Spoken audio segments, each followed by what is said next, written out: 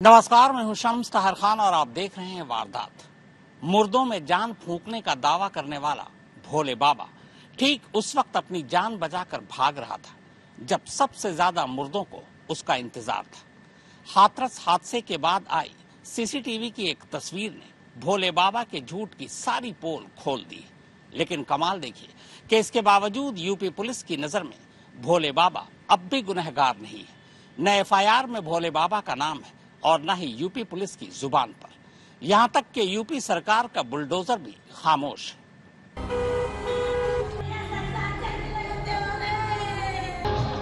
उसका दावा था कि वो मुर्दों में जान फूंक देगा। इस दावे को एक बार सच करने की कोशिश भी की थी, लेकिन अब जब सचमुच उसे अपने दावे को सच कर दिखाने का मौका है तो जानते हैं हवलदार से बाबा बने इंसानों के बनाए भगवान भोले बाबा ने क्या किया। जिंदगी की आस लिए जिंदगी से परेशान जो मासूम भक्त उसके पास आए थे, वो उन्हें ही सड़कों, खेतों, पगडंडियों पर गिरते पड़ते मरते देख कुछ इस तरह भाग रहा था।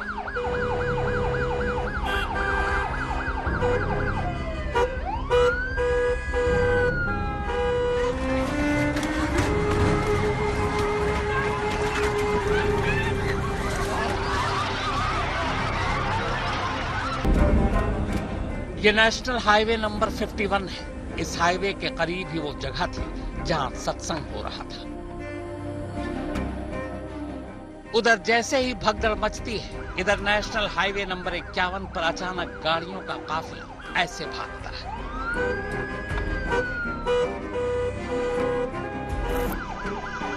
जैसे फार्मूला 1 की रेस हो।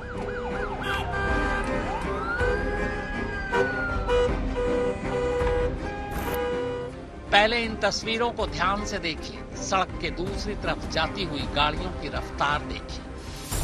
अब आपकी स्क्रीन पर दाएं से बाएं जाती हुई गाड़ियों की रफ्तार देखिए।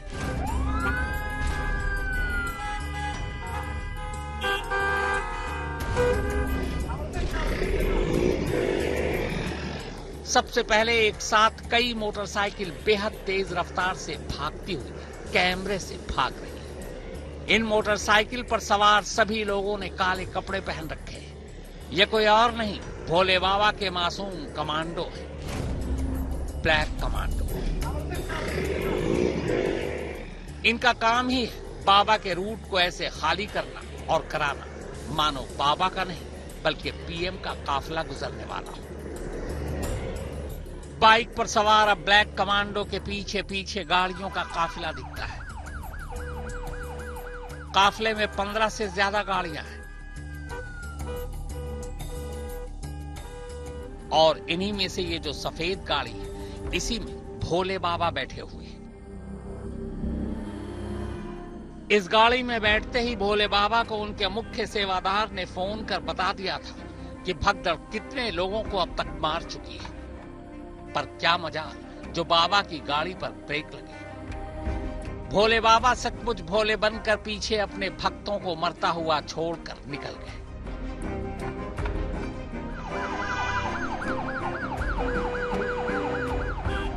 सोचिए, बाबा अगर रुक जाते, लौट आते और अपने दावे के हिसाब से मुर्दों में जान डाल देते तो फिर बाबा का कद, उनकी हैसियत और उनका रुतबा कितना बढ़ जाता।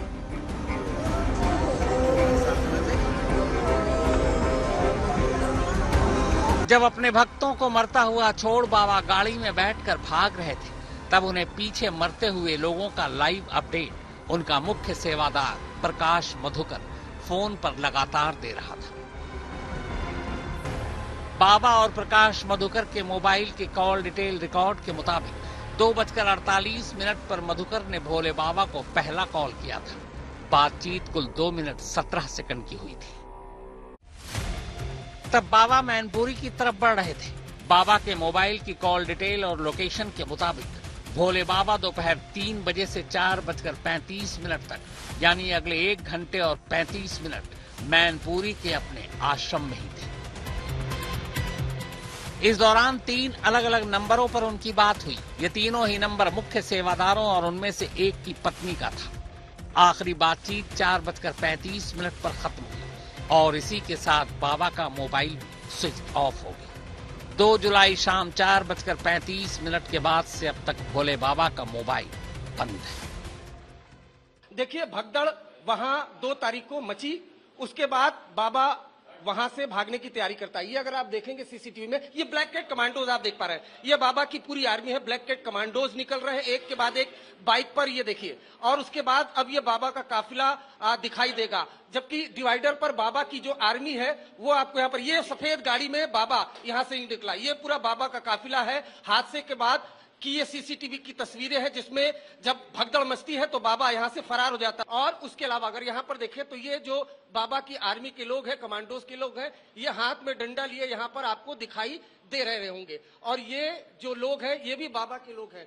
पहले ब्लैक कैट जो कमांडोज हैं बाबा के, वो टीम के, वो निकलते हैं बाइक पे। उसके बाद पीछे पीछे जो बाबा है वो बाबा का काफिला निकलता है। और टाइम देख लीजिए, तकरीबन 1:42, यानी 1:40 पर जो क्राइम सीन है वहां से बाबा निकलता है।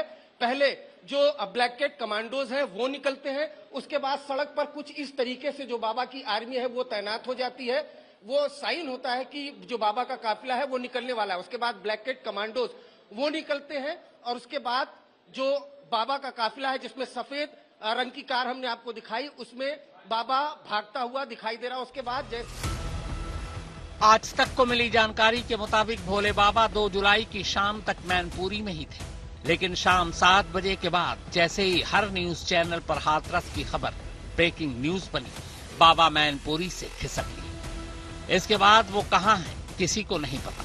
बहुत मुमकिन है पुलिस को पता हो, लेकिन लगता है कि यूपी पुलिस को फिलहाल भोले बाबा की कोई जरूरत ही नहीं। मैनपुरी में सूरतपाल उर्फ नारायण साकार हरि के आश्रम में देर रात मैनपुरी पुलिस पूरे लाव लश्कर के साथ छापेमारी करती है। एसपी सिटी राहुल मिठास, सीओ भोगांव सुनील कुमार सिंह समेत तमाम पुलिसकर्मी, तमाम थानों की फोर्स। देखिए, ये थाना बेवर मैनपुरी, ये एक थाने की फोर्स है। बेवर थाने की पुलिस फोर्स आई थी, ये लोग पहुंचे थे। इसके बाद कई अन्य थानों की फोर्स जो जिनकी जीप खड़ी है, ये की फोर्स पहुंची थी। यानी कि करीब 10 से 10:30 बजे के करीब ये एक्शन शुरू होता है। और इस एक्शन के शुरू होने के बाद पुलिस टीमें आश्रम के अंदर जाती हैं और आश्रम के अंदर करीब 1 घंटे तक तलाशी की जाती है, लोगों से पूछताछ की जाती है। और उसके बाद मेन गेट से पहले मैनपुरी के एसओजी टीम, एसपी की जो एसओजी स्पेशल ऑपरेशन ग्रुप जो टीम होता है अफसरों की, एसओजी क्राइम डिटेक्शन के लिए, वो एसओजी टीम जाती है। उसके बाद सीओ की टीम जाती है, उसके बाद एसपी सिटी राहुल मिठास की टीम जाती है और इसी गेट से अंदर जाते हैं वो। और अंदर जाने के बाद करीब 1 से सवा घंटे तक आश्रम के अंदर रहते हैं। आश्रम के अंदर क्या कर रहे थे? वो कह रहे हैं कि हम सुरक्षा देखने आए थे। सुरक्षा के लिहाज से क्या ऐसी खामी नजर आई और किस बात की सुरक्षा थी, इसका जवाब वो नहीं दे पाए। सबसे बड़ा सवाल कि बाबा अंदर हैं, इस पर उनका कहना था कि बाबा अंदर नहीं है। लेकिन हाथरस कांड के बाद से बाबा जब उस सत्संग को खत्म करने के बाद इस आश्रम में पहुंचे हैं, उसके बाद बाबा को वापस निकलते हुए नहीं देखा गया है। ये शलभ माथुर है, अलीगढ़ जोन के आईजी। गुरुवार को इन्होंने एक प्रेस कॉन्फ्रेंस की, कहा पुलिस एक्शन में है, सेवादारों को ढूंढा जा रहा है, दबिश डाली जा रही है, कसूरवारों को छोड़ा नहीं जाएगा। लेकिन क्या मजाल जो इनकी जुबान पर एक बार भी भोले बाबा का नाम आ जाता। पूरी प्रेस कॉन्फ्रेंस में हर कसूरवारों का जिक्र किया, हर गुनहगारों पर शिकंजा कसने का वादा किया, लेकिन भोले बाबा की कोई बात नहीं की। कमाल ये कि भोले बाबा के मुख्य सेवादार प्रकाश मधुकर का सुराग देने वालों पर 1 लाख रुपए के इनाम का ऐलान भी कर दिया, तब भी बाबा का नाम नहीं लिया। यह कुछ ऐसे ही हुआ कि पुलिस ने मर्डर के किसी केस में कातिल को तो पकड़ लिया, लेकिन कत्ल के लिए सुपारी देने वाले को क्लीन चिट दे दी। हालांकि जब आईजी साहब ने अपनी बात पूरी कर ली, तब कई रिपोर्टर को भी बड़ा अजीब लगा कि बाबा का तो नाम ही नहीं लिया। लिहाजा रिपोर्टर ने सीधे सवाल ठोक दिया। अब जवाब तो देना ही था। आईजी साहब कहते हैं कि बिल्कुल जरूरत पड़ेगी तो भोले बाबा से भी पूछताछ कर लेंगे, हम उनके पुराने जुर्मों की भी कुंडली खंगाल रहे हैं। सन 2000 में बाबा यौन शोषण के मामले में जेल गए थे, हमें इसकी जानकारी भी मिल चुकी है। कमाल है आजी साहब। ऑर्गेनाइजेशन का हेड यही था। बाबा आपकी नजर में है सर? ऑर्गेनाइजेशन का मैंने हेड बताया विवेचना में अगर कोई विवेका बाबा आपकी नजर में है नहीं। अगर जरूरत पड़ेगी तो पूछताछ की जाएगी, आवश्यकता पड़ेगी, we will do in the course of investigation. It is too early to say और कमेंट कि जो है उनका रोल है कि नहीं है। एफआईआर के अंदर वो नेम्ड नहीं है। एफआईआर में रिस्पॉन्सिबिलिटी आयोजक की होती है। आयोजक की रिस्पॉन्सिबिलिटी फ्रेम करते हुए उनको नेम्ड किया गया। बाबा के आपराधिक इतिहास की जानकारी हम लोग के द्वारा की जा रही है। जो अभी तक जानकारी प्राप्त हुई है वो जानकारी हुई है कि सन 2000 के अंदर ये हेड कांस्टेबल पद से इन्होंने डीआरएस लिया था और ये एसपीआर ऑफिस जो होता है आगरा में, वहाँ पर तैनात थे। वहाँ से इनके द्वारा डीआरएस लिया गया। तत्कालीन समय में शाहगंज थाना आगरा में इनके ऊपर एक एफआईआर लिखने की बात प्रकाश में आई है, जिसके अंदर बाद के अंदर इसमें एक्विटल हो गया था। हाथरस कांड में बाबा को लेकर उत्तर प्रदेश पुलिस की जांच कुछ ऐसी ही है कि एक कत्ल के मामले में कातिल को तो गिरफ्तार कर लिया जाए, लेकिन मास्टरमाइंड या यूं कहे कि कत्ल की सुपारी देने वाले का नाम तक न लिया जाए। हाथरस कांड में हाथरस पुलिस ने 6 आरोपियों को गिरफ्तार किया है। आरोपियों ने पूछताछ में खुलासा किया है कि वो संयोजक कमेटी के सदस्य थे। बाबा के सत्संग में पार्किंग से लेकर सेवादार तक का इंतजाम किया करते थे, यानी सीधे सीधे वो बाबा से जुड़े हुए थे। लेकिन बाबा के रसूख का अंदाजा आप इसी बात से लगा सकते हैं कि 20 मिनट की प्रेस कॉन्फ्रेंस में पुलिस ने एक बार भी बाबा का नाम खुलकर नहीं लिया। आईजी साहब से क्या शिकायत करें, बेचारे खुद ही बेबस नजर आए। इनकी बेबसी का आलम देखिए कि ये खुद ही बता गए कि भोले बाबा जब सत्संग में जाते हैं या प्रवचन देते हैं तो फिर उनके इलाके में पुलिस वालों की भी एंट्री नहीं होती। भोले बाबा के इलाके में उनकी मर्जी के बिना क्या पुलिस और क्या प्रशासन या फिर क्या सरकार, कोई नहीं घुस सकता। तो सेवादारों ने भीड़ को रोका और जैसे ही काफिला आगे निकला तो सेवादारों ने भीड़ को चरणरज होने के लिए अनियंत्रित छोड़ दिया। उसके बाद महिलाएं और बच्चे एक दूसरे के ऊपर गिर गए। घटना जब हुई तो ये लोग मौके से फरार हो गए। इनके द्वारा वहां पर किसी प्रकार का कोई सहयोग वहां की पुलिस या प्रशासनिक व्यवस्था को नहीं दिया गया। एक बात जो और प्रकाश में आई कि वहां पर ये किसी भी व्यक्ति को वीडियो बनाने से रोकते थे। वह पुलिस प्रशासन को, जो अभी तक की हम लोग की पूछताछ और साक्ष्य संकलन है और जो वीडियो आप लोग के माध्यम से भी प्राप्त हुए, उसके अंदर देखा गया कि इनके द्वारा खुद ही अपने आप को भीड़ नियंत्रण का प्रयास किया जाता है और किसी प्रकार की पुलिस वहां पर या प्रशासनिक व्यवस्था को ये लोग एक तरह से अलाउ नहीं करते हैं। इनके अपने इसमें रिजर्वेशन हैं। कायदे से इस मामले में आईजी साहब की तारीफ की जानी चाहिए। उन्होंने बड़ी साफगोई से ये सच्चाई बयान की और इस बयान से ये भी साफ हो गया कि भले ही हाथरस पुलिस और प्रशासन ने 2 जुलाई की सत्संग के लिए 80,000 लोगों की इजाजत दी, लेकिन सत्संग में भी पुलिस प्रशासन को जाने की इजाजत शायद ही मिली होगी। इसी से पुलिस की बेचारगी का अंदाजा लगाया जा सकता है। अब जहां 2.5 लाख लोग मौजूद हैं, पुलिस प्रशासन गायब, तो फिर ऐसे किसी बड़े हादसे या भगदड़ भला कौन और कैसे टाल सकता है। वैसे यूपी पुलिस से उम्मीद भी क्या की जाए, जब भोले बाबा का नाम एफआईआर तक में नहीं है तो फिर किस मुंह से यूपी पुलिस उनसे पूछताछ करे या उन पर हाथ डाले। यही कोई आम आदमी होता तो अब तक तो बिना एफआईआर के ही न जाने उसके कितने ठिकानों पर बुलडोजर चल चुका होता। ऐलानिया चीख चीख कर बुलडोजर चलाने वाली यूपी सरकार के तमाम बुलडोजर या तो इस वक्त जंग खा चुके हैं या शायद उसमें डीजल ही खत्म हो चुका है। वरना ये वही यूपी सरकार है जिसने कई बार तो गलत घरों पर ही बुलडोजर चला दिया, पर जिनकी जुबान पर भोले बाबा का नाम तक नहीं आ रहा, वो बुलडोजर की बात करे भी तो कैसे। 90 के दशक में यूपी पुलिस में एक कांस्टेबल की तनख्वाह करीब 5,000 के आसपास हुआ करती थी। 2002 के आसपास भोले बाबा पुलिस की नौकरी छोड़ देते हैं। एक आम किसान परिवार से आते हैं, लेकिन बाबा की इस दुकान ने उनकी किस्मत ऐसी चमकाई कि आज बाबा 100 करोड़ से भी ज्यादा की संपत्ति के मालिक हैं। ये तमाम संपत्ति आश्रम और आश्रम की जमीन की शक्ल में है। यह आश्रम भले ही ट्रस्ट के नाम पर है, पर सब जानते हैं कि असली मालिक कौन है। सफेद सूट बूट और गॉगल्स वाले भोले बाबा की अपनी पर्सनल सेना है, जिसे उन्होंने ब्लैक कमांडो का नाम दिया है। यह नाम उनके काले कपड़ों की वजह से है। ब्लैक कमांडो के अलावा बाबा के बेहद खास 80 के आसपास निजी सेवादार हैं।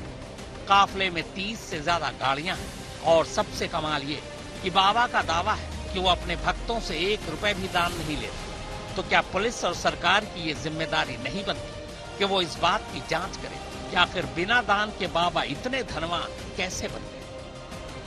वैसे आपकी जानकारी के लिए बता दूं कि हमेशा की तरह इस बार भी मामले की जांच के लिए 3 सदस्यों की एक न्यायिक कमेटी बना दी गई।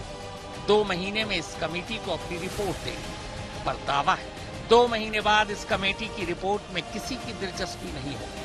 यकीन न हो तो पिछले 2-4 ऐसे ही हादसे उठाइए, उनकी कमेटी पर नजर डालिए, फिर बताइए कि उनकी रिपोर्ट का क्या हुआ, उस रिपोर्ट पर क्या कार्रवाई, कितने लोग अंदर गए, कितने पर जुर्माना हुआ। नहीं याद ना तो फिर हटाइए, 2 महीने बाद ये भी कहां याद रहेगा। हाथरस से हिमांशु मिश्रा, अरविंद ओझा और श्रेया चटर्जी के साथ संतोष शर्मा, मैनपुरी आज। संत का एक अतीत होता है और हर पापी का एक भविष्य। तो हाथरस में 121 मौतों के जिम्मेदार बाबा नारायण साकार हरि उर्फ भोले बाबा उर्फ सूरजपाल सिंह जाटव का भी एक अतीत है। और अतीत में ऐसी काली कहानियां छुपी हैं जिन्हें सुनने और जानने के बाद यह हैरानी होती है कि आखिर यूपी पुलिस का एक मामूली सा कांस्टेबल अचानक एक रोज इतना बड़ा और महाप्रतापी बाबा कैसे बना। सूरजपाल सिंह जाटव कभी यूपी पुलिस का एक सिपाही हुआ करता था। इस दौरान लंबे समय तक उसकी पोस्टिंग लोकल इंटेलिजेंस यूनिट यानी LIU में रही, लेकिन नौकरी के दौरान ही उस पर यौन शोषण का आरोप लगा और सूरजपाल को गिरफ्तार कर लिया गया। इसके बाद उसे जेल जाना पड़ा और इसी जेल यात्रा के चलते उसकी पुलिस की नौकरी भी चली। लेकिन जेल में रहते हुए न जाने उसे ऐसा कौन सा ज्ञान प्राप्त हुआ कि वो बाहर आकर यौन शोषण के आरोपी पुलिस वाले से सीधे सत्संग करने और उपदेश देने वाला बाबा बन बैठा। उसके भजन प्रवचन की शुरुआत पहले घर से हुई, फिर देखते ही देखते उसके चाहने वालों की भीड़ बढ़ने लगी और तब घर से निकलकर सत्संग का सिलसिला अड़ोस पड़ोस में, फिर खुली जगहों पर, पंडालों में और अलग अलग राज्यों में शुरू हो गया। हालांकि बाबा अपने सत्संगों में नौकरी जाने की बात नहीं कहता, बल्कि वो बताता था कि भगवान के दर्शन होने के बाद उसने खुद ही पुलिस की नौकरी से वॉलंटियरली रिटायरमेंट ले ली।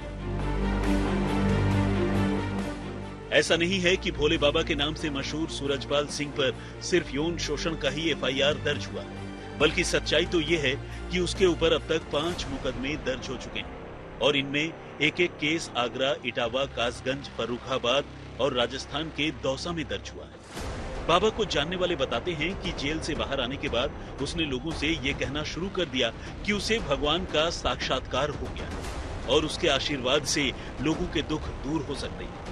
लेकिन वो दूसरे बाबाओं की तरह भगवा वस्त्र नहीं पहनता था और न ही उनकी तरह बाल और दाढ़ी ही बढ़ा रखी थी, बल्कि इसके उलट वो हमेशा सफेद सूट में ही नजर आता और शायद यही उसकी एक USP यानी यूनिक सेलिंग पॉइंट भी बन गई। इसके बाद बाबा ने तेजी से लोगों के बीच अपनी पैठ बनाने की शुरुआत की। उसके चाहने वालों में गरीब और कम पढ़े लिखे लोगों की तादाद ही ज्यादा थी। उन दिनों बाबा के घर के बाहर एक हैंडपंप हुआ करता था। बाबा ने उसके पानी को चमत्कारिक बताना शुरू कर दिया और लोग उसी हैंडपंप से पानी पीने के लिए दूर दूर से बाबा के पास आने लगे। इसके बाद बाबा ने जहां जहां आश्रम बनाए या जहां जहां भी उसका ठिकाना बना, वहां हैंडपंप जरूर लगा और भक्त हैंडपंप का पानी पीकर खुद को धन्य समझने लगे। तो जब से समर्पण भाई तब से हमसे कोई ये नहीं कह रहा था कि ये बच जाएंगे। हाँ, क्या हुआ था? मुझे काफी बीमारी, हार्ट अटैक मेरा था और मतलब वो हार्ट की बीमारी मेरा था ये, और वो शरीर कैंसर मेरा था है? और क्या। और जब से समर्पण में हुआ मैं, जब से नमन होता तब तक बल्ले बल्ले। चमत्कार तो जैसे पानी पी लो तो आराम मिलता है, परेशानी दूर होती है। जैसे बीमारी है या कोई परेशानी है तो सब दूर हो जाती है। आपकी कौन सी परेशानी दूर हुई? हमें बहुत परेशानी, गैस बनती, पानी पी लो बंद हो जाएगा। मतलब जी ये ऐसा ही है क्या, हम मर जाते हैं, ही ना आए। अच्छा, मर जाते? हाँ, बच गया लेकिन यहाँ पानी पीते सुबह शाम। पानी पी के बच गए। ये पंप इसलिए लगे हैं कि यहाँ के बाहर से आम जनता या हम लोग भी जो वहाँ से सलता लेके आते हैं, उनको बीमारियाँ होती हैं, सारे कष्ट इस पानी पीने से खत्म हो जाते हैं पानी पीने से। हमें फायदा हुआ इससे। क्या हुआ? क्यों? हमारे घर में भी पानी रखा है यहाँ का। अच्छा, तो क्या हुआ? हमारे घर में समर लगी है, पर हम यहाँ का पानी रखते हैं। वजह क्योंकि बुखार आता है, किसी को बीमारी होती है, तो हम यहाँ का पानी ले जाते हैं तो ठीक हो जाते हैं। बाबा को जानने वाले एक शख्स पंकज ने बाबा से जुड़ा एक अहम किस्सा बताया। उनका कहना है कि भोले बाबा उर्फ सूरजपाल सिंह जाटव की अपनी कोई संतान नहीं है। उन्होंने अपनी भतीजी को ही गोद ले लिया था, जिससे बाद में कैंसर होने की बात सामने आई। एक बार जब बाबा सत्संग से लौट कर आए, तब तक उनकी गोद ली हुई भतीजी की मौत हो चुकी थी। हालांकि तब बाबा के अनुयायी उनकी बेटी का अंतिम संस्कार नहीं करने देना चाहते थे, क्योंकि उन्हें यकीन था कि बाबा अपने चमत्कार से अपनी बेटी को ठीक कर देंगे। बल्कि कुछ तो दावा कर रहे थे कि बाबा ने अपनी बेटी को ठीक भी कर दिया है। इसके बाद वहां हंगामा शुरू हो गया। आखिरकार कहानी में पुलिस की एंट्री हुई और बाबा के अनुयायियों पर लाठीचार्ज हुआ। बाबा को गिरफ्तार कर लिया गया। हालांकि बाद में इस मामले में बाबा बरी हो गए। इनकी कोई औलाद तो है नहीं है। इनकी एक भतीजी थी, उन्होंने गोद ले रखी थी।